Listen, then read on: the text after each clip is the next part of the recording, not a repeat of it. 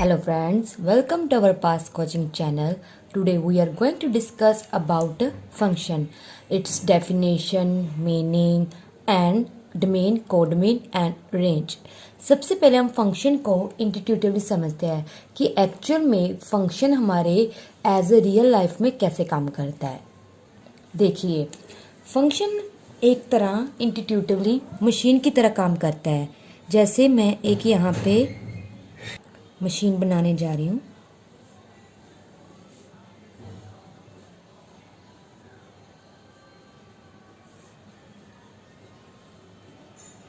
उस मशीन का नाम है फंक्शन, जिसको हम एफ से डिनोट करते हैं। हमें पता है सबसे पहले कोई भी मशीन में हमने काम करना है, उसमें कुछ ना कुछ इनपुट देनी पड़ती है।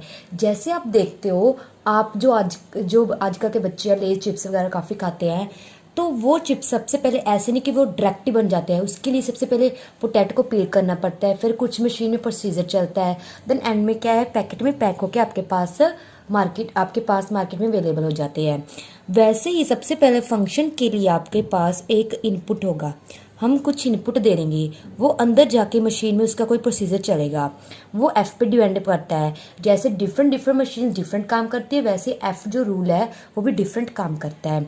तो उसके बाद जब उसका प्रोसीजर खत्म हो जाएगा, तब आपके पास कुछ ना कुछ आउटपुट जरूर निकल के आएगा। जैसे मैंने एक्स से इनपुट दिया, फंक्शन एफ ने अपना काम किया, तो कुछ ना कुछ आउटपुट निकल गया, उसको हमने क्या बोला, एफ एक्स। तो इस तरह जो फंक्शन है इंट्यूटिवली एक मशीन की तरह काम करता है। अब हम इसकी एक्चुअल डेफिनेशन पर चलते हैं। देखिए अब definition, let A and B two given sets and if each element of set A is associated with unique element of set B under rule F. F मतलब कोई ना कोई रूल के अंडर हम एक एलिमेंट सेट का उठाएंगे, उसके कोरेस्पॉन्डिंग बी एलिमेंट में हमें क्या एक यूनिक एलिमेंट मिलेगा। उस प्रोसीजर को हम क्या बोलते हैं, फंक्शन बोलते हैं। फंक्शन एक मैपिंग होती है, ट्रांसफॉर्मेशन होती है, कोरेस्पॉन्डिंग एलिमेंट की होती है। तो जैसे हमें रिलेशन की बात करते हैं, जैसे कोई पास सेट होता है, एक सेट से दूसरे सेट में जाते हैं, तो रिलेशन कम किया था ना पिछले वीडियोज में, तो वैसे ये फंक्शन भी एक रिलेशन होता है। बस फंक्शन और रिलेशन में ये फ़र्क है कि जैसे रिलेशन में एक इनपुट देने पे आपके एक से ज़्यादा आउटपुट आ सकते हैं, बट फंक्शन में जब आप इस सेट का कोई भी एक एलिमेंट उठाते हो, कोरिस्पॉन्डिंग टू आपका दूसरे सेट में जो एलिमेंट आएगा वो यूनिक एलिमेंट आना चाहिए। अगर आपका यूनिक एलिमेंट नहीं है तो आपका क्या है, वो फंक्शन भी नहीं है। तो यूनिक एलिमेंट के लिए फंक्शन क्या है, मेजर रोल। फंक्शन के लिए यूनिक एलिमेंट क्या है, मेजर रोल यहाँ पे प्ले करता है। So function is a mapping from a set A to set B defined by F of A is equals to B. इसे मैंने इनपुट दिया, आउटपुट इस सेट में से आएगा। सो जिस बी को हम क्या बोलेंगे, B is called the image of ए।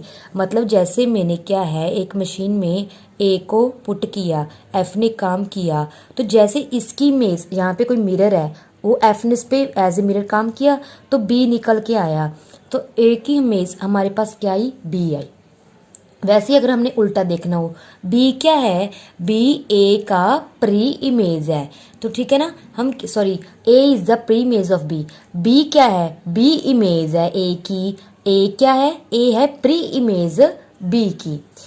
अब इसे आप समझिए, every element of A should be associated with B. आपका क्या है, जो ए सेट का एलिमेंट है वो बी सेट के क्या है, एलिमेंट से एसोसिएट होना जरूरी है, रिलेट होना जरूरी है। But vice versa is not essential. जैसे मैंने क्या किया, मैंने कोई यहाँ पे ए सेट लिया, यहाँ पे बी सेट लिया, ठीक है ना, तो मैंने कुछ इनपुट दिया, यहाँ पे कुछ आउटपुट आ रही है मेरे पास। अब यहाँ पे एक एलिमेंट मेरा खाली रह गया, उसकी मेरे पास यहाँ पे कोई मैंने इसकी मैचिंग नहीं करवाई। देखो every element of A should be associated with B, तो बी के ए का हर एक एलिमेंट बी के एलिमेंट के साथ क्या रिलेट कर रहा है, मतलब इनपुट देने पे आउटपुट बी में आ रही है। But vice versa is not essential, but अगर आप उल्टे देखो बी के हर एक एलिमेंट के लिए क्या है, प्री इमेज नहीं मिल रही, मतलब फंक्शन के लिए जरूरी नहीं है कि आपका ऑपोजिट मतलब वाइस वर्सा भी होल्ड करे, it is not necessary. Second आपने क्या याद रखना है, every element of A should be associated with unique, मतलब one and only one element of B, मतलब एक में आप जो इनपुट दे रहे हो उसके कोरस्पॉन्डिंग जो आउटपुट है वो एक ही आनी चाहिए, मतलब यूनिक एलिमेंट ही आना चाहिए बी सेट में। और बी सेट में जो आपकी इमेजेस है, जैसे मैंने, आप अगर ऐसे देखते हो इसको इमेज बोलते हो, अगर आप उल्टा देखते हो तो प्री इमेज बोलते हो। अगर मैं कहूँ कि मेरी बी सेट की, सपोज करो ये मेरा बी सेट है ना, तो इसकी ये मेरी क्या है, इसकी प्री इमेज ये आ रही है, इसकी प्री इमेज भी जे आ रही है, इसकी प्री इमेज 2 आ रही है। फंक्शन क्या कहता है, अगर आप डायरेक्ट साइड से जा रहे हो ए सेट के कॉरस्पॉन्डिंग बी सेट में यूनिक एलिमेंट आना चाहिए, बट अगर आप उल्ट साइड जा रहे हो, बी से आप ए जा रहे हो, तो आपको ये फर्क नहीं पड़ता कि हर एक एलिमेंट सेट बी के लिए एक ही मेज़ान प्री मेज़ान जरूरी है, एक से ज़्यादा भी आ सकती है, ठीक है। तो अगर आप इस ऐसे जा रहे हो, मतलब ए से बी जा रहे हो, तो आपकी एक ही मेज़ आनी चाहिए। अगर आप बी से ए की तरफ देख रहे हो तो एक भी और एक से ज़्यादा भी आ सकती है, उसमें कंफ्यूज होने की कोई बात नहीं है। चलो आप देखते हैं कि फंक्शंस एक्चुअल में कैसे होते हैं। अभी बताया फंक्शन एक मैपिंग है ए टू बी, ये मैंने कुछ चार्ज लिए हैं, ठीक है ना, 4 मैपिंग लिए हैं। अब देखेंगे इनमें से जो है फंक्शन की ये 2 कंडीशन कौन कौन सेटिस्फाई कर रहा है। सो सबसे पहले हम F1 को देखते हैं। F1 मैंने ए से बी लिया है, यहाँ पे मेरी ये क्या है, ए सेट है, यहाँ पे बी सेट है। अगर मैंने फंक्शन में ए को पुट किया तो मेरा आउटपुट क्या निकल गया है, पी। तो आप इसे कैसे लिखोगे, जैसे फंक्शन क्या है F1, इनपुट मैंने क्या दिया ए, तो आउटपुट मेरा क्या आया पी। फिर फंक्शन के मैंने इनपुट क्या दिया बी, आउटपुट क्या आया क्यू। फिर फंक्शन में मैंने सी इनपुट दिया, आउटपुट क्या आया आर। देखो हमने क्या बोला है कि ए के हर एक एलिमेंट के लिए बी में यूनिक इमेज आनी चाहिए। देखो ए की भी एक इमेज आ रही है, बी की भी एक इमेज आ रही है, सी की भी एक इमेज आ रही है, इट मीन्स, और यहाँ भी कोई एलिमेंट खाली नहीं रह रहा। तो ये F1 हमारा क्या है, फंक्शन की कंडीशन सेटिस्फाई कर रहा है, तो ये तो हमारा फंक्शन है। अब हम F2 पे चलते हैं। अब देखिए जब मैंने ए को पुट किया तब मेरा आउटपुट क्या आ रहा है, एल आ रहा है। अगर मैं ये फंक्शन F2 है, बी को पुट किया मतलब ए सेट में से बी की इनपुट दी, तो मेरे जब रूल हमने अप्लाई किया, मशीन में काम किया, तो आउटपुट क्या आया एम।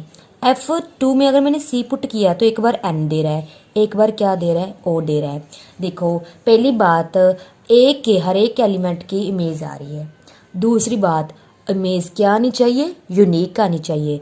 ए की भी एक इमेज आ रही है, बी की भी एक ही वैल्यू आ रही है, बट सी की देखो 2 वैल्यूज आ रही है ना, सी की एक एन आ रही है, एक ओ आ रही है। It means this is not a function.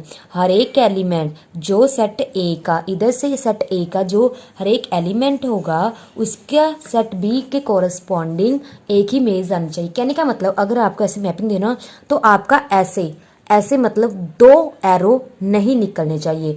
अगर आपकी इस साइड से ऐसे 2 एरो निकल रहे हैं तो मतलब वो फंक्शन नहीं है। आप चेक कर सकते हो, बस आप मैपिंग के ऐसे ऐसे लेते चलो। अगर आपके ऐसे 2 एरो निकल रहे हैं ना, जैसे यहाँ पे निकल रहे हैं, मतलब ये फंक्शन नहीं है। वाई सी की क्या है, 2 इमेजेस आ रही हैं।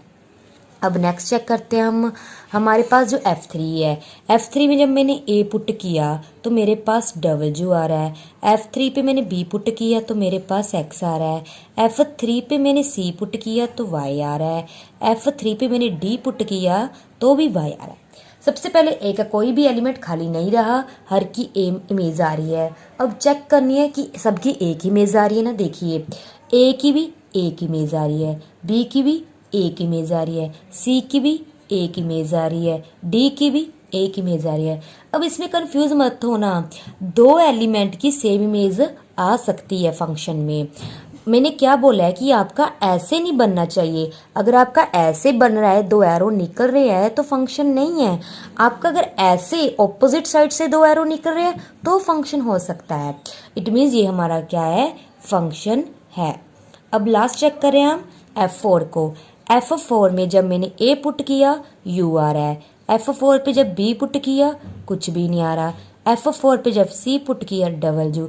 अब देखिए सबसे फर्स्ट कंडीशन क्या है, A के कोई भी एलिमेंट खाली नहीं रहने चाहिए।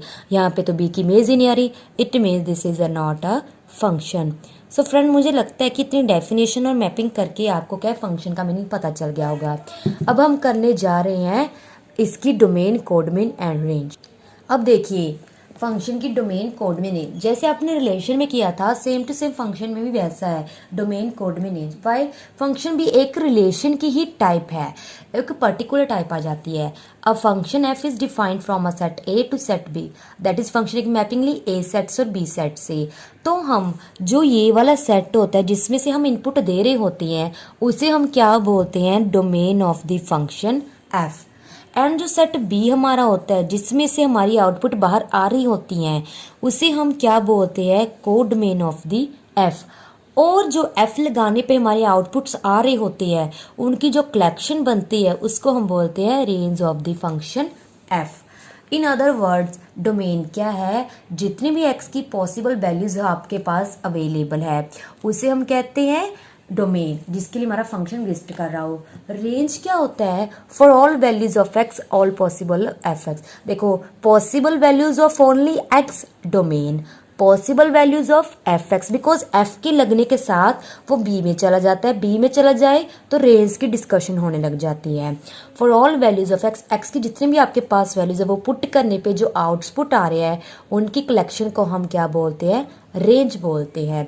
जैसे मैंने कोई ये ले ली डोमेन, डोमेन मैपिंग के लिए दो ले ली, ये मेरी डोमेन है और ये जो बाहरला सर्कल है वो मेरी कोडमेन है।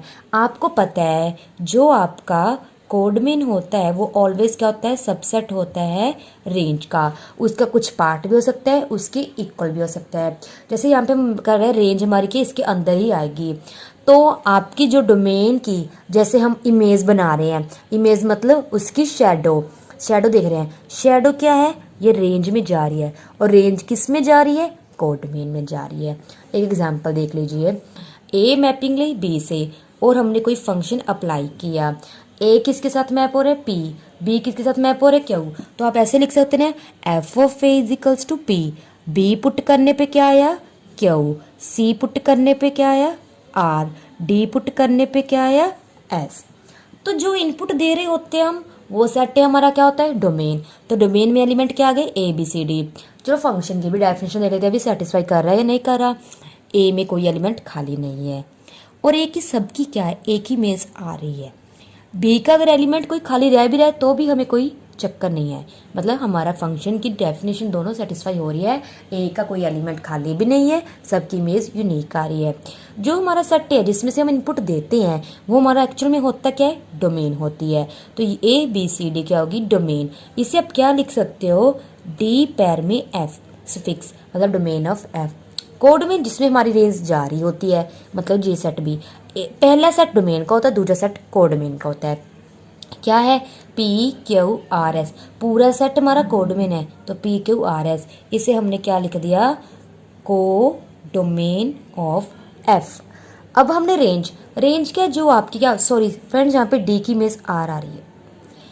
अब देखिए ए की इमेज पी थी, पी क्यू आर आर, जो ये आउटपुट की कलेक्शन होते हैं इसे हम रेंज बोलते हैं। तो पी क्यू आर हमारी क्या हो गई, रेंज, रेंज ऑफ एफ। अब देखिए पी क्यू हमारा कोडमेन में है तो range of F is a subset of कोडमेन of F. So friend जो हमारा आज का टॉपिक था फंक्शन, उसका मीनिंग, डेफिनेशन, उसकी डोमेन, कोडमेन, रेंज, वो हमारे यहाँ पर ही कंप्लीट होता है। इससे रिलेटेड हम कुछ क्वेश्चन डिस्कस करेंगे, वो हम नेक्स्ट वीडियो में करेंगे। So thank you friends.